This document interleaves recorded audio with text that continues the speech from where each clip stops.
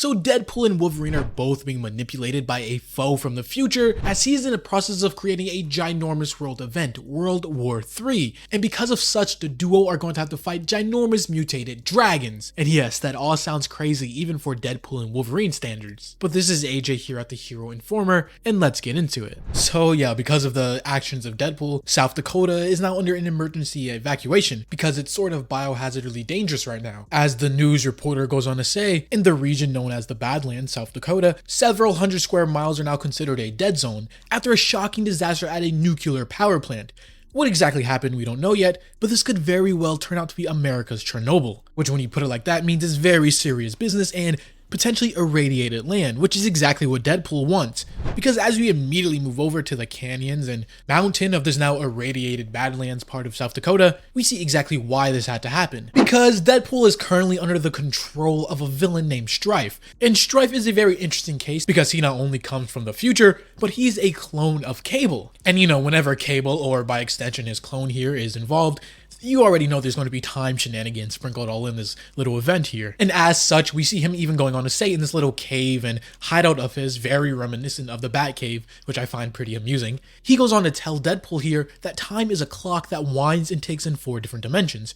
And I hail from the future, but I stand in the present. Even as I am surrounded by the past, the very fact remains that I am unbound by time, which makes me an ideal clocksmith. He can see time from every angle, knowing exactly what he needs to do to be able to fix things because he's trying to reshape the world, the future he comes from, in the present. Even saying that Deadpool here, who is under his control, is one of the sharpest tools in his arsenal. Because yes, for as insane and crazy Deadpool is a pretty resourceful person. For better or for worse, you know, whatever his objectives or goals are at the moment, for now, of course, they're being used for a villain, in which Stryfe even goes on to congratulate him, saying, "You successfully cleared this area for us to do our work, causing the power plant to shut down and irradiating the area. So let us do our work, and I have a task to complete, as you have yours." As we see them start to pump some unknown eggs full of what seems to be radiation, mutating and causing them to go beyond what nature intended them to be, which later we will directly see what this is, and it's pretty crazy. But even though Deadpool is currently under the control of Stryfe, he isn't doing this all alone, as before he tried to drag Wolverine in on with him. For Wolverine, for whatever reason, even unbeknownstly to him, is seemingly immune to whatever control Stryfe is using. As we move over with Wolverine himself, still in South Dakota, trying to figure out and pick up the pieces of what Deadpool has laid down,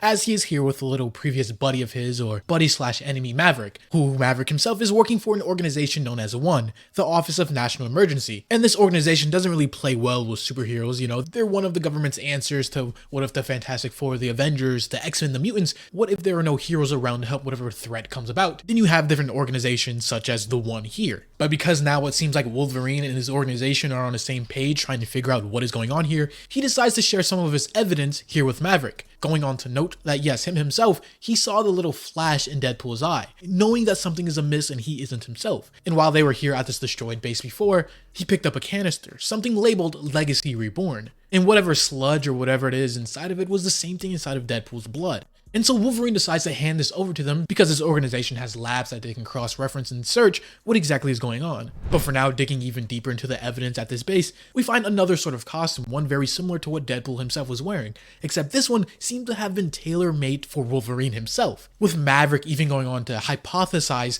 asking Wolverine, "So you're saying Deadpool sought you out, that he brought you here. So why aren't you answering the same command that he is, under the same control?" But Logan himself just has no idea, in the dark just as much as everybody else is. Though he does have a theory, saying that if whatever this is, this Legacy Reborn, seemingly virus, something that gets inside of them, if this has been something that's been hibernating inside of them for a long time, maybe Krakoa cleaned him out. With on Krakoa, when it was a thing, Wolverine dying and being resurrected, you know, maybe this new body or whatever of his cloned body, maybe it's completely free of it, whereas Deadpool still has it in him, and which is why he's taken over. In the midst of them going over what they know, suddenly Maverick gets a phone call. One from the higher up within this little organization he works for, Director Talon. And yeah, I kind of briefly touched on it before, but this organization doesn't really play well with superheroes, seeing them as an uncontrollable variable on the field, and because of such, the director here goes on to say, "I've been monitoring you for a while, and right now you need to get Wolverine into restraints and a power inhibitor on him immediately." And of course, Maverick at first is shocked that not only has she been spying in on everything going forward,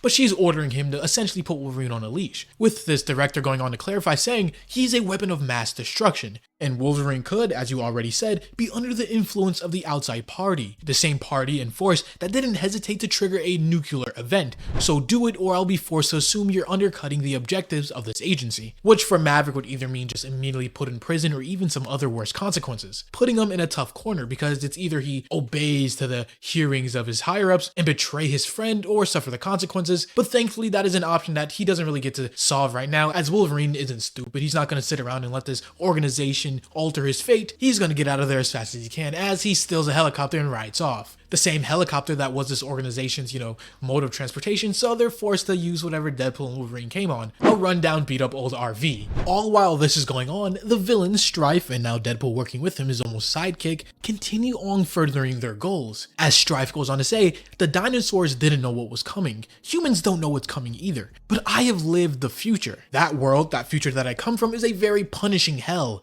which is why I need to fix this one. As we see those eggs from earlier that were directly pumped with punishing radiation, now fully done, whatever foul creatures inside that were growing, mutated and are now as powerful as ever. But Logan is hot on their trail, using this helicopter to fly above and get closer to this base of operations that Stryfe has set up. On the way there though, he does have a moment to sit and think about this entire situation, what he has gotten himself into, going on about the fact that people, humans, mutants, whatever you want to call them, sentient beings are mostly about time and memory. They carry the scars and the moments from their past, battles that they fight, people they fall in love with, getting hired or fired, losing a parent, spouse, or child. All of that changes you and earns you yourself of sense. With him directly saying, the fact now is that he doesn't remember any of this business with this executioner or Stryfe or whatever, and he feels like this is all just one big hole inside of him, which makes him question, what has he done or what might he do? Making Logan question who even is he at his core. But before he can get even deeper and farther into thought, suddenly his little helicopter ride is interrupted, and interrupted hard, as a giant titan of a creature attacks him. Yes, those same kind of creatures that were growing inside of those eggs,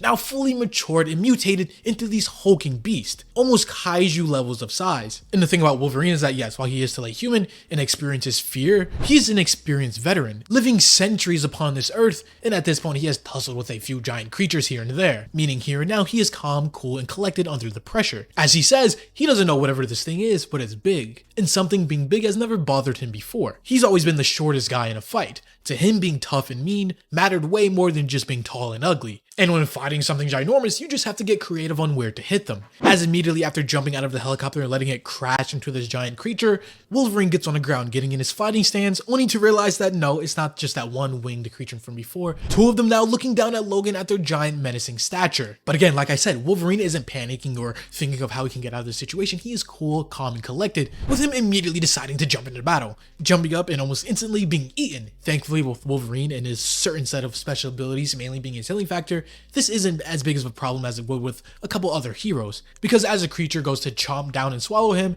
Wolverine, using his adamantium claws sharp enough to cut through almost anything, literally claws through the creature's neck, slicing in and around enough to behead the thing in one fell swoop, defeating it from the inside out. But on his way down from the fall, he is grabbed by the second creature here, one that, as we find out, isn't just attacking Logan on its own free will, it is being piloted by Deadpool himself, who is currently still under the whatever type of control by Stryfe, telling Logan that he is interfering, and by interfering here, he is now the enemy of the Executioner. But before Deadpool and Wolverine can fight again here, suddenly he is shot from below as Maverick and his crew of the agents have arrived using the beat up RV from before, following this giant confrontation by these creatures that are pretty hard to miss. In this attack, this gunfire, this weaponry hits Deadpool, seemingly knocking him out of whatever trance he was in before, turning him back to normal. Inconveniently enough, when he is now out of the control, he has no memory or recollection of what happened while he was under the control. As he goes on to say, I have so many questions, like who's shooting at us, and why am I riding on the back of this dinosaur? And Maverick and his little agency down below, because they are fighting this giant creature and angering it, the creature goes on to pretty swiftly and easily stomp on Maverick in the vehicle they were on, looking like this creature just crushed Maverick to death right here, which probably isn't the case. Maverick will be back. Surely Maverick and some of the agents just got out of there in time. Regardless, from what we can see here though, it looks like it is pretty over for them. But Wolverine finally having Deadpool here where he can talk to him and finally get some sort of answers about what even is going on, he tells Deadpool to get them off of this giant creature, letting him know that the suit that he is in now, the high-powered, almost futuristic tech that he's wearing, can do a bunch of things, including fly.